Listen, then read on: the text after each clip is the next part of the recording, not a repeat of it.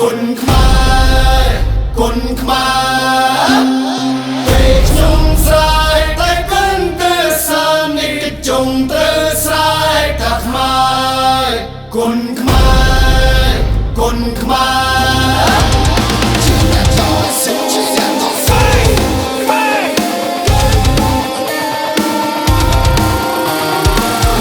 ងាប់ដូចជាគ្រាប់ចេញពីកាន់សម្លេងខ្ញុំតាន់ពាក្យពេចខ្ញុំក្តៅដូចតែក្នុងប៉ាន់មុខទៅប្រខាន់ដាក់វាបោដូចជាឡំដាច់ចឹងគុណគុណ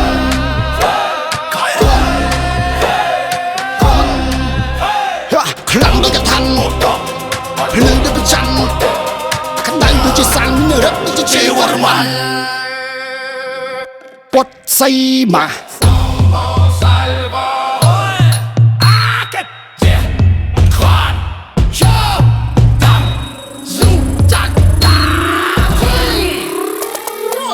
ជាប់ឋានស្បែកគង់គូរំងគាត់សមាយុទ្ធគុណមានទំនុំធ្ងន់លើមហិច្ឆតាគុណខ្មែររងងំពុយពងសវណ្ដាទៅគ្រួមបោះសូនស្នូតកាត់ពីលើក្បាលនឹងចែកក្នុងចិត្តនឹងរាថយររាខ្សែនេះសម្លឹងរឹងប្រឹងយា